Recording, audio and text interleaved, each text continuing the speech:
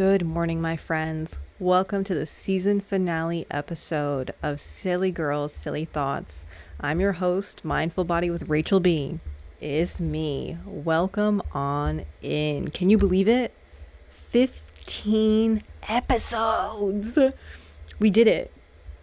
This has been an amazing opportunity, an amazing outlet, and I'm just in awe.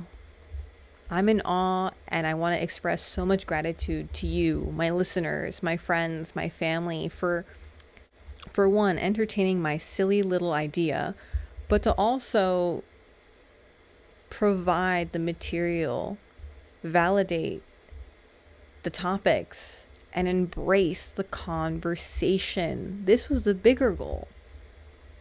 As many of you know, I'm a marriage and family therapist, and I talk to people all day, every day, at work, in life, in the streets. People just sense it.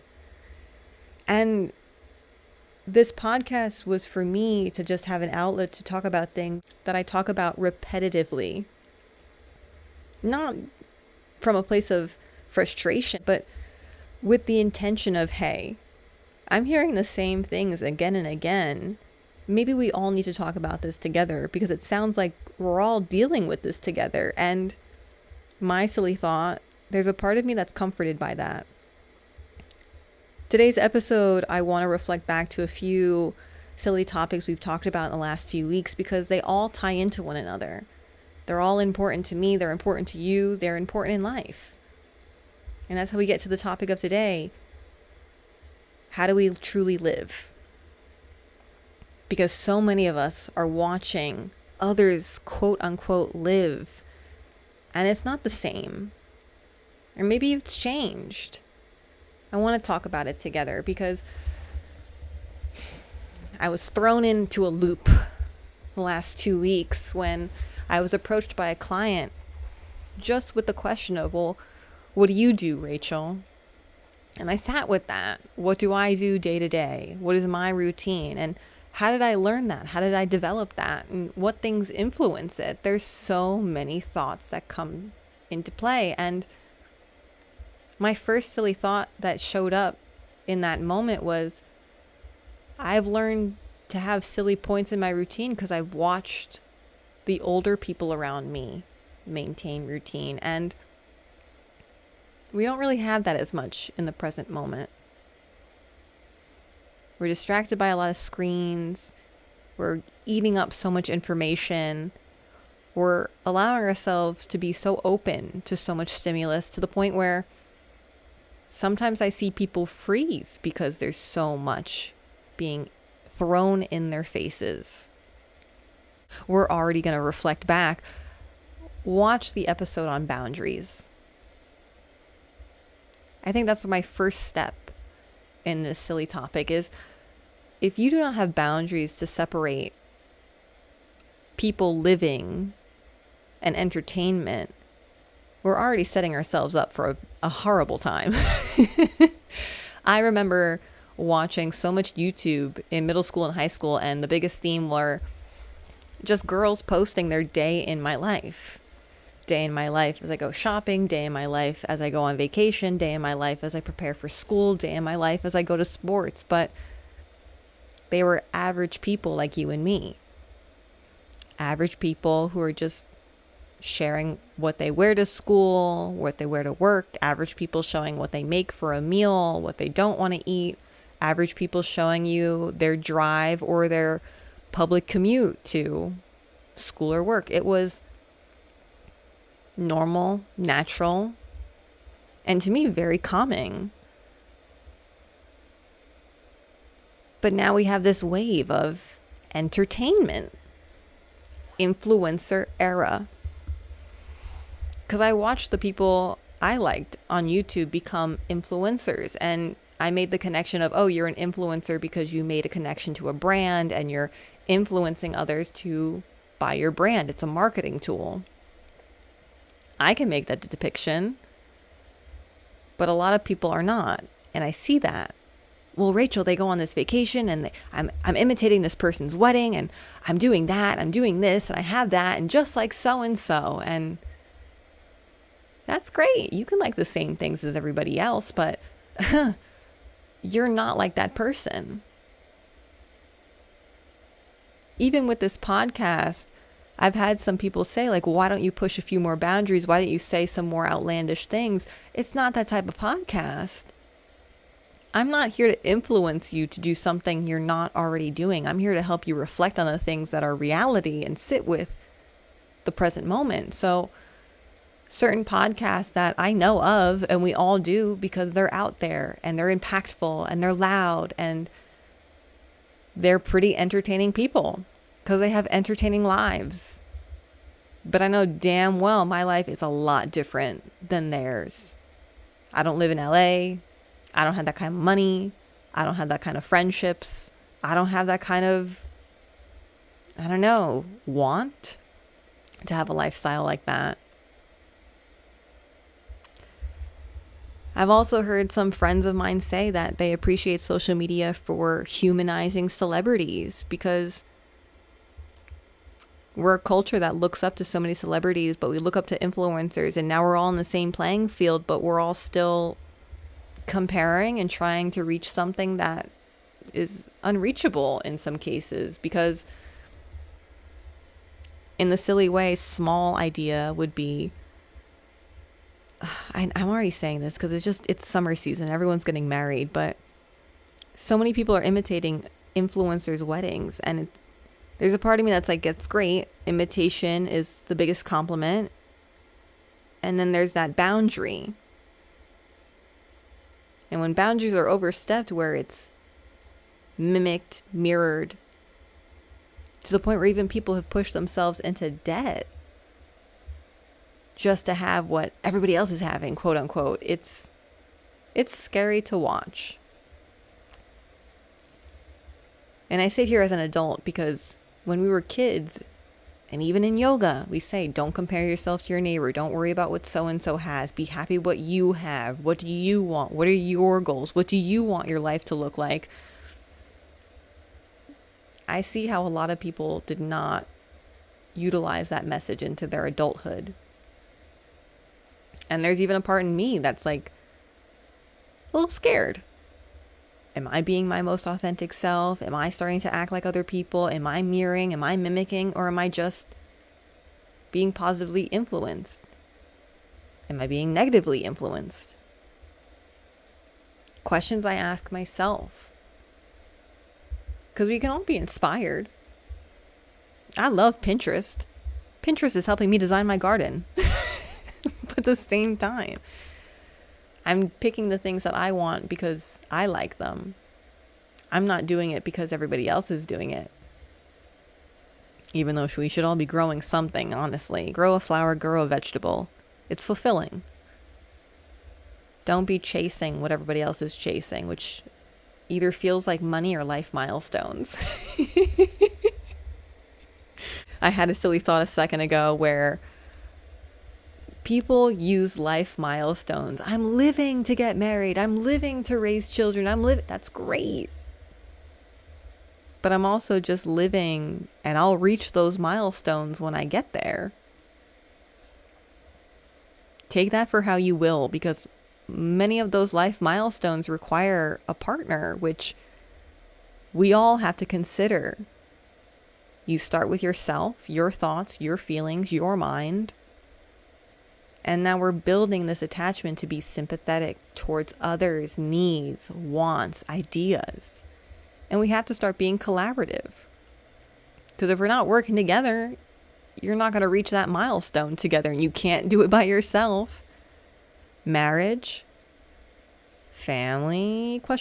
You could do it solo, but once that little person starts building their personality and their vocabulary and their communication and their identity, that's an attachment you still have to build with someone.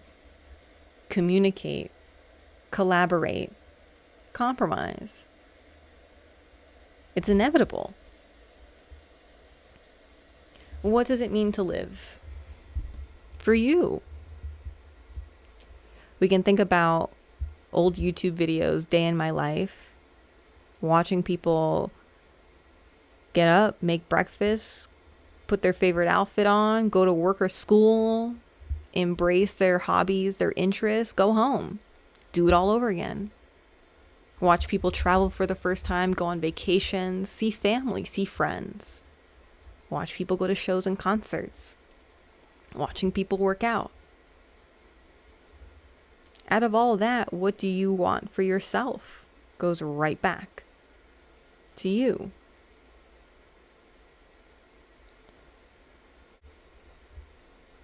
And some of my silly little hobbies and silly actions are just because I've embraced some different people as I've grown up. A memory that came forward was, spending the weekend at your grandma's.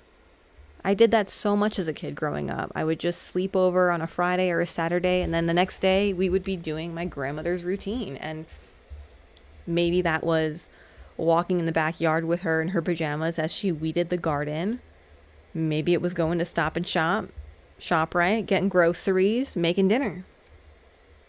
Maybe that was walking up and down the street, talking to her neighbors. Maybe it was painting her nails because it was that time of the week. But I spent so much time with her that I started doing this in my adult life, not even realizing, oh wait, I'm outside of my own garden in my pajamas. Pruning my tomatoes, going, I remember being a kid and watching my grandmother do this.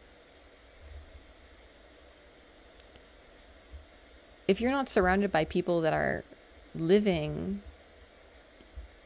maybe you start watching people live in a way that you want. But you have to consider what you have. Bringing mindfulness into the conversation, so many people my age and younger, because that's what you do in your 20s, we're chasing things. What we think we should have. We're chasing money, we're chasing jobs, we're chasing people because everyone wants a partner, we're chasing marriage, we're chasing babies, we're chasing for these goals that so many people are missing out on the present moment. I've done it, you've done it, we're human. Missing out on the opportunity, missing out on gratitude, missing out on existing relationships because you're chasing others, and that you take it for how you will. I'm just speaking from a general space, my friends. Silly thoughts.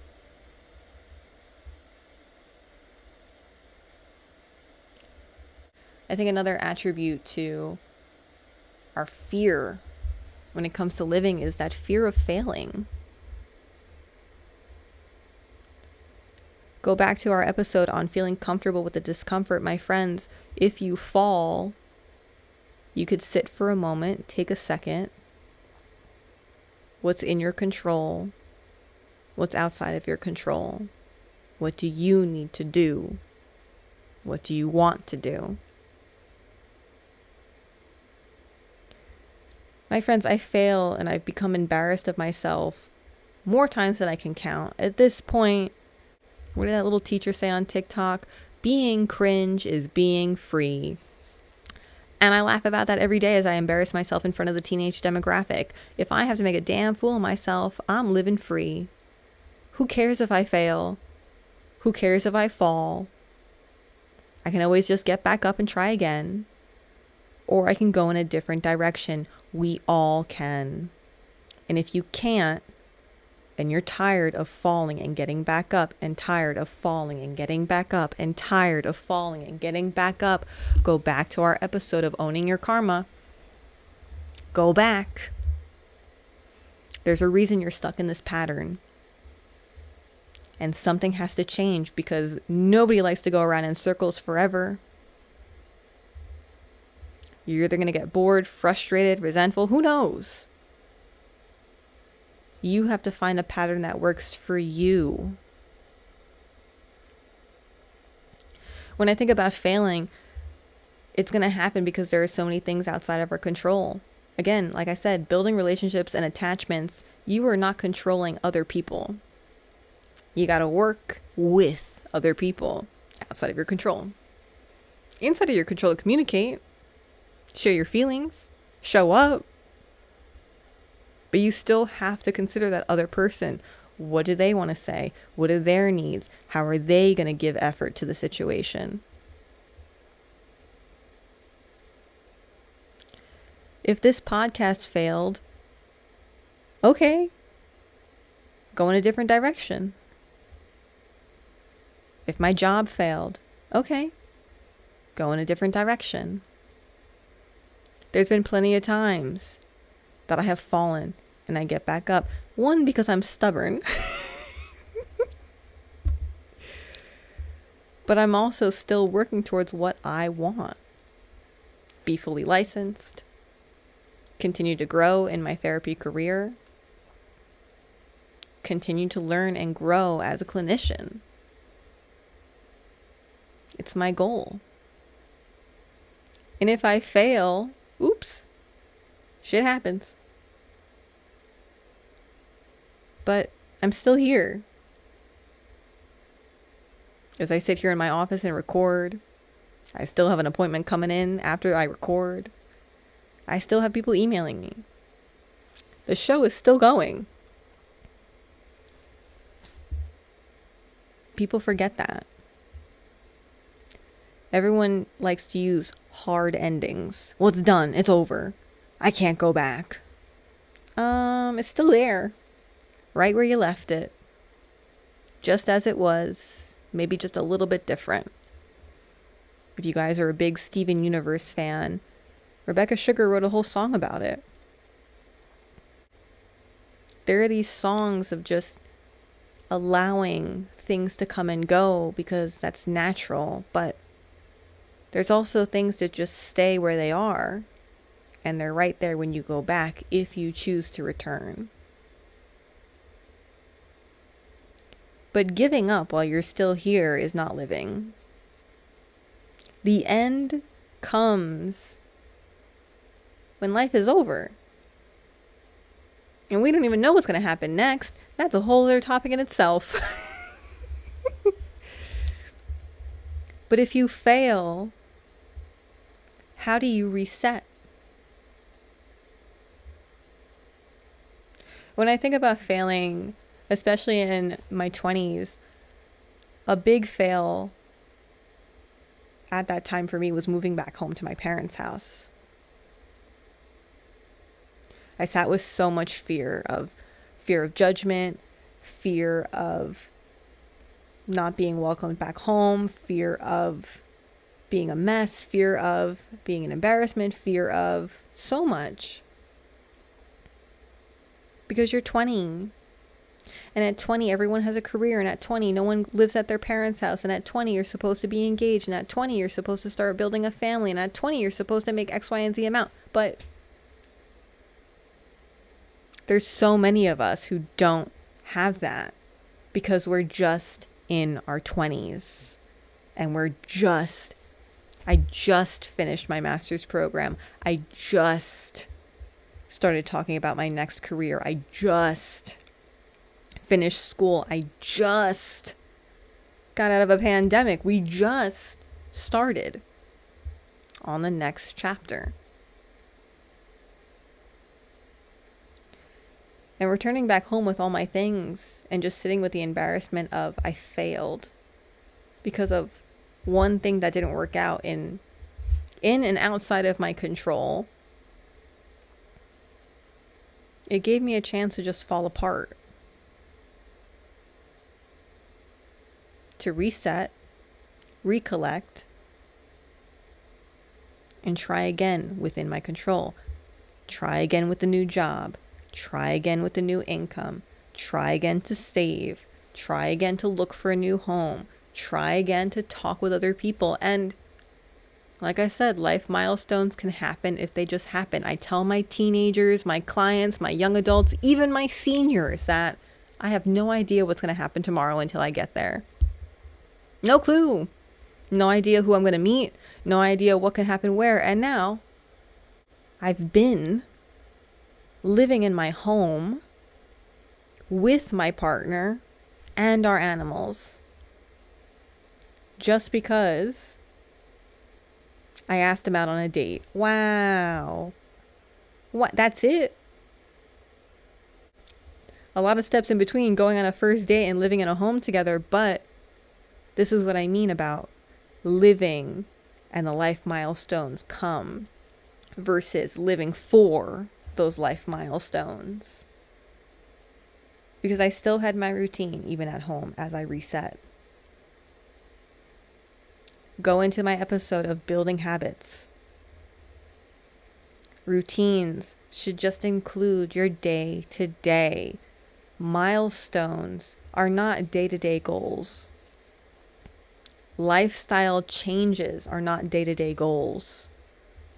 These are long-term things, my friends. So when I think about living in day-to-day, I'm thinking short-term experiences. Day-to-day, what do you do when you wake up in the morning? Day-to-day, what did you eat today? Day-to-day, what tasks do you need to complete? Day-to-day, what hobbies or interests do you want to explore? These are day-to-day things. And if you're comparing these day-to-day things with an unaverage person who is posting something that is pre-recorded, pre-posted, pre-planned, reviewed, altered, X, Y, and Z, that's not living, that's marketing. You have to know the difference, my friends. I garden. I raise animals. I take a yoga class. I go to the gym. I make food. I embrace family and friends when I have the energy. I spend some time with myself when I need quality time and silence. What does that look like for you? Day to day. Do you like it? Or do you want to change it? And if you're making small changes to your day, whether that, again, building habits, adding a new thing into the week, trying a new recipe, exploring a new interest or hobby, are you doing it for you? Or are you doing it just because everybody else is doing it? Boundaries. Be motivated. Be inspired. Be aware of just your intentions. Because I get it. We're watching everyone do the same thing. It's funny how algorithms work like that. But if you like a different video or if you search up a different thing, the algorithm will be present and also make those adjustments and changes just as fast as you typed it in, just as fast as you spoke it into the existence, just as fast. But if you take a step away from the phones and the screens and the over-connection, lack of boundaries, and just exist in day-to-day, what would you do?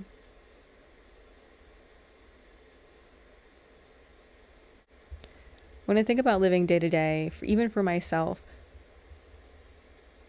it's not as big as people expect it to be. And I wouldn't say that my life is boring, but I was being serious when I said it's simple girl summer. Being mindful of my own privileges and my own restrictions. It's a privilege to have a home, to have a backyard. It's a restriction, unfortunately, but fortunately to budget. No vacations this summer. And that kind of sucks, but things are different right now. We have a new animal in the household. Our priorities have changed. But there's still my day to day. I look forward to waking up. I look forward to going to the gym. I look forward to being outside with my animals. I look forward to inviting my friends over to cook them a good meal. I look forward to going to a yoga class. I look forward to going to the beach to read my book. I look forward to volunteering. I look forward to coming to work and seeing my clients. I found a balance for myself in my own life, and that continues to adjust and change, again, within and outside of my control. But my balance for me is both socializing with others, being with myself, being with animals, and being outside.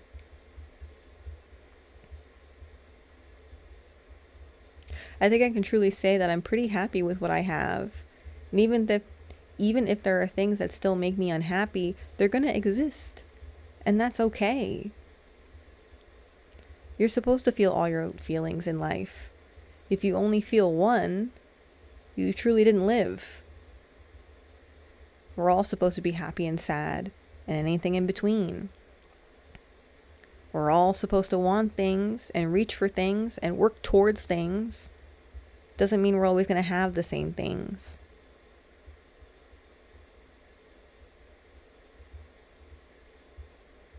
But we need to see more people live like normal people live.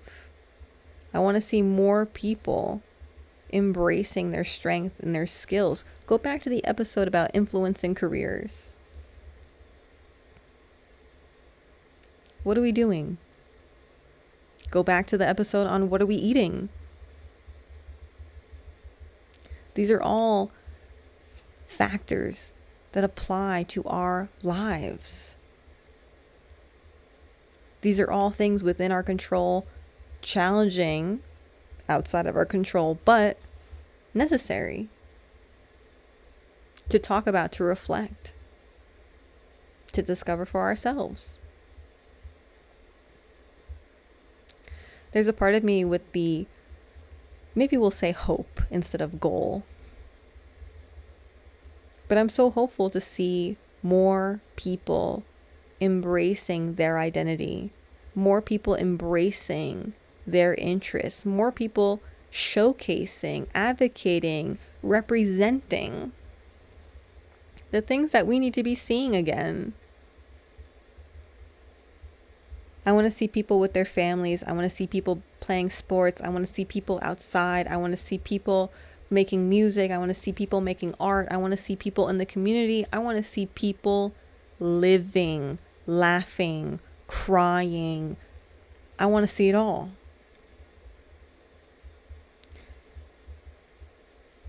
I want it to feel like an old 2000s movie.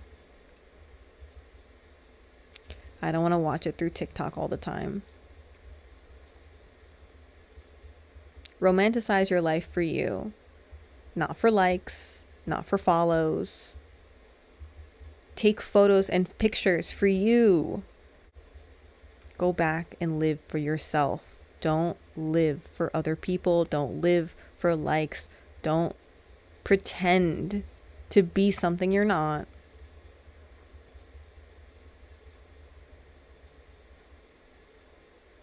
I want to live big. I want to live to the fullest. I want to incorporate the things that are going to help me live a full and happy life, whatever that means. We can have a whole conversation on, are we living for ourselves or are we living for other people? Not even outside of the whole social media conversation. Because I get it. We have expectations, we have ideas, we have motivators, we got people depending on us. I ask that loosely. Because as much as my mom keeps calling me, depending on me to have a grandchild, it's not happening anytime soon, honey. And you know damn well she's not rushing me because not her business, not her problem, not her trying to find a solution. It takes two people. She's not one of them. But she's still going to ask. And I get it. We're all annoyed by it. People in our 20s, people in our 30s. Older people are going to ask because to them it's like asking about the weather. If you keep getting upset with people asking you questions, stop talking to those people. But even I have found ways to just accept that some people are just going to talk and they're not going to be aware of what they're asking. They're not going to be aware of my lifestyle or my situation or my choices. They don't see what's happening behind my closed doors. Go back to boundaries. I'm just quoting every episode almost. Just my top 5, it sounds like. But they're important for a reason. This isn't anything new. This is something I could say till I turn blue. I'm already rhyming, so you know I'm serious, because you have to live your life for you.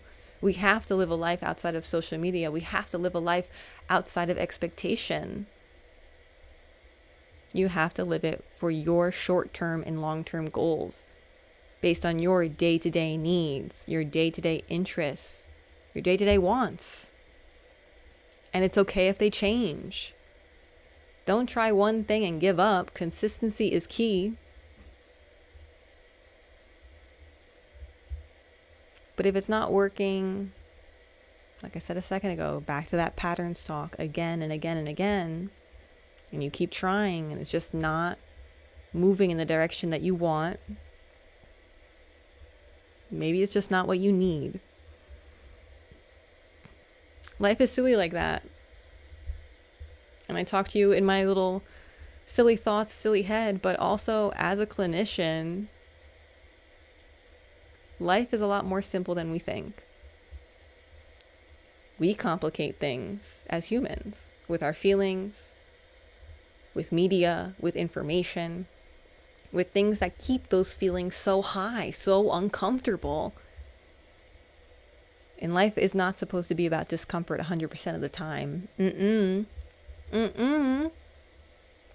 Where are those pockets of peace, moments of mindfulness? What's there to enjoy? Because life shouldn't be miserable 100% of the time, and life shouldn't be perfect 100% of the time, and maybe it's 50-50, maybe it's 60-40, maybe it's 70-30, but it's still your life. Make it into what you want. Try your best to have what you have. Be grateful for what's in the present moment.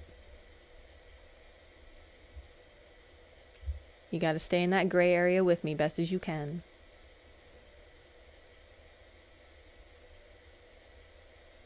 My friends, as always, I babble too much, I babble for too long, but I will be babbling again, because you know season 2 is coming. Don't know when? I'll be sure to tell you. And even though I'm saying take a break from social media, don't be afraid to follow me on Instagram, Mindful Body with Rachel B. Silly girls, silly thoughts. We gotta post some questions out there. We're gonna bring in some new guests. We're gonna talk about some new topics. We'll revisit some old topics. But I'm here for you just as much as you're here for me. Thank you to all of my listeners for giving me and this podcast a chance, and for your consistent support. You have no idea what it means to, 1, have such great feedback, 2, to be supported, and 3, just to have a little space to talk about some silly things that have been on my silly little mind for way too long. Let's sign off one more time as we bring season 1 to a close. I'm your host, Mindful Body with Rachel B. This is the end of season 1 of Silly Girls, Silly Thoughts. Thank you again, and I will see you soon for season 2. Goodbye, my friends.